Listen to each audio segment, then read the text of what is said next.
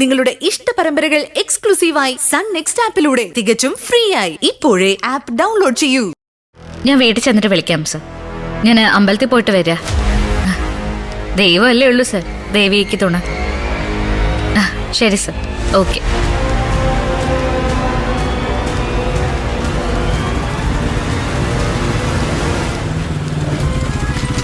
തങ്കഭസ്മക്കൂറിയിട്ട തമ്പൂരാട്ടി നിന്റെ തിങ്കളാഴ്ച. ശരത്തെ ട്രാക്ക് മാറ്റ്. കണ്ണീർ കായലിലേതു കടലാസിന്റെ തോണി അലയും. അമ്പലത്തിൽ പോയതാണോടി ദേവികെ?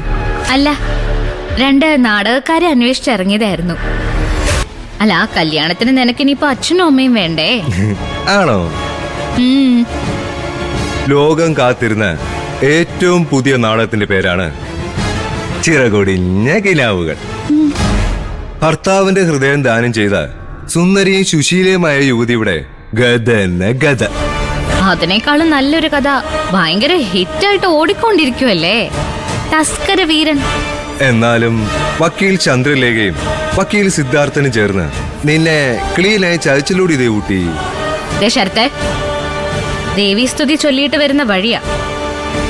അതുകൊണ്ടാ ആ നാവ് കൊണ്ട് ഞാൻ നിന്റെ കാരണബോധത്തെ സ്മരിക്കാത്തത് കേട്ടോ. ഇങ്ങനെയൊക്കെ പറഞ്ഞ് സങ്കടം കടിച്ചമർത്തല്ലാതെ എന്ത് ചെയ്യാനാ?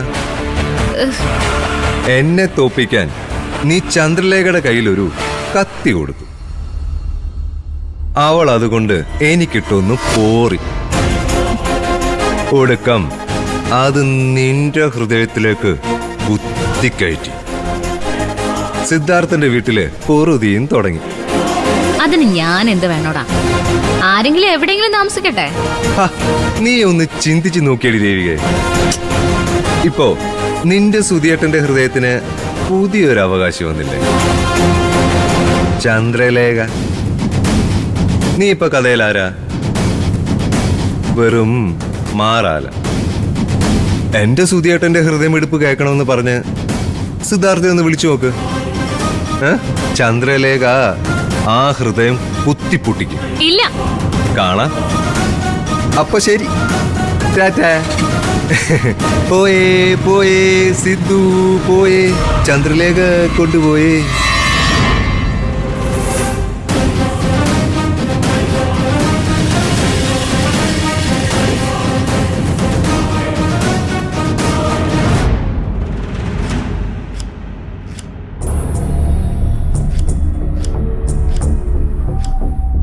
അയ്യോ,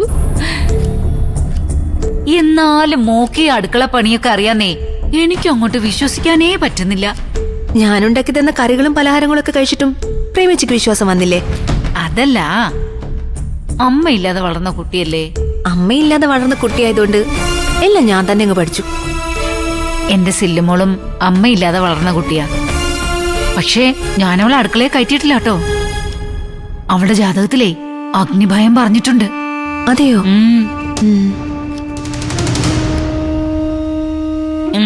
എന്തുവാ പതുങ്ങി പതുങ്ങി വരുന്നേ? വിശപ്പിന്റെ വിളി തുടങ്ങിയോ? അല്ല പ്രേമേ, ഇവിടെ എന്നതാ സംഭവം എന്ന് അറിയാൻ വേണ്ടി വന്നതാ. അതെ ചേട്ടച്ചാ. അല്ല, ഇവിടുത്തെ സില്ലു ചേട്ടച്ചനെന്നല്ലേ വിളിക്കുന്നെ?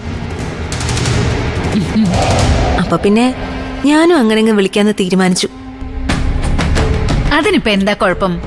അങ്ങനെ തന്നെയാ വിളിക്കേണ്ടത്. ഞങ്ങളെ നല്ല ചൂട് ദോശ, നല്ല ഒന്നാന്തര ചമ്മന്തി, സാമ്പാറും ഒക്കെ ആയിട്ട് ഇപ്പൊ ഇങ്ങോട്ട് വരാം. ചേട്ടച്ചൻ കൈ കഴുകിയിരുന്നു. എനിക്കങ്ങനെ വിശപ്പൊന്നുമില്ല. ഞാൻ വെറുതെ ഇങ്ങോട്ടൊന്ന് കേറി എന്നുള്ളതേ ഉള്ളൂ. ഗുഡ് മോർണിംഗ് അച്ഛാ. Very good morning. കാപ്പി ഇപ്പൊ തരാമേ. ഓ,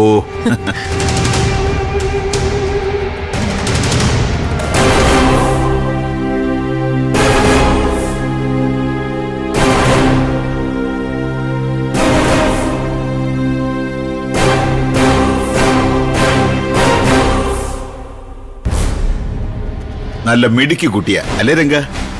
ആരാച്ചാ? ആ ലേഖമോളെ. ആഹാ, അച്ഛൻ പേരൊക്കെ അങ്ങ് ചുരുക്കിയല്ലോ.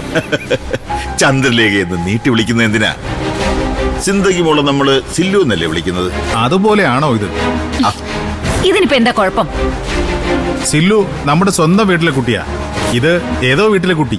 ഛേ, മനുഷ്യൻ നിങ്ങളിത് എന്ത് വർത്താനായി പറയുന്നേ? പെൺകുട്ടികളെ വേർതിരിച്ച് കാണുന്നോ? സില്ലുവിനെ പോലെ ഒരു ചെറിയ കുട്ടിയല്ലേ രംഗ അത്? അതെ, സില്ലുവിനെ പോലെ തന്നെ അമ്മയുടെ സ്നേഹം കിട്ടാതെ പോയൊരു പാവം കുട്ടിയാ. ചന്ദ്രലേഖയുടെ അമ്മ മരിച്ചുപോയൊന്നും അല്ലല്ലോ, വേറെ ആരുടെ കൂടെ ജീവിക്കാൻ പോയതല്ലേ. വിവരമില്ലാത്ത മനുഷ്യ ഒന്ന് പതുക്കെ പറ. ആ കൊച്ചപ്പുറത്തുണ്ട്. നിങ്ങൾ ഇങ്ങോട്ട് വന്നേ, ഇങ്ങോട്ട് വരാൻ. ആ.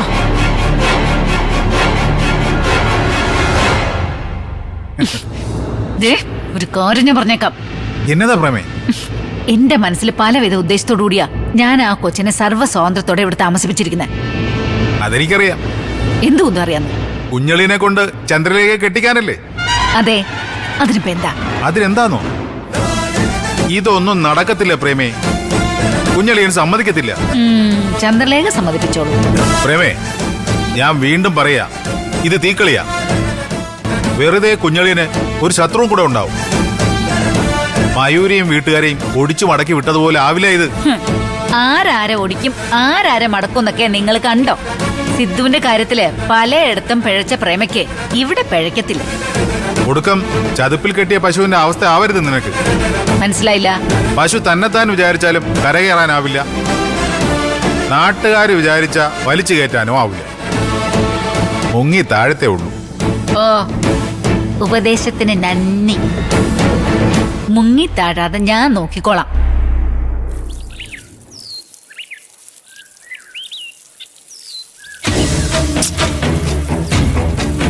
എന്താ ചന്ദ്ര ഇത്? കണ്ടില്ലേ, ഞാൻ നമ്മുടെ കാർ വാഷ് ചെയ്യുന്നു. എന്തിന്? ഞാൻ പുറത്ത് സർവീസ് സ്റ്റേഷനിൽ കൊടുത്താ വാട്ടർ സർവീസ് ചെയ്യാറുള്ളത്. എന്തിന്? ഇനി അതൊന്നും വേണ്ട, ഞാനിവിടെ ഉണ്ടല്ലോ, ഞാൻ ചെയ്തോളാം. വെറുതെ കാശ് കളയുന്ന എന്തിനാ? ചന്ദ്രേ, ആ ഓസ് ഇട്ടിട്ട് പോയേ. ഇല്ലെങ്കിലോ? ഇടാനാ പറഞ്ഞത്. ആഹാ ആഹാ, ചന്ദ്രേ, എന്തേ കാണിക്കുന്നേ? ചന്ദ്രേ, മാറ്റി പിടിക്കാൻ. ചന്ദ്ര, മാറ്റി പിടിക്കാൻ. ചന്ദ്രേ,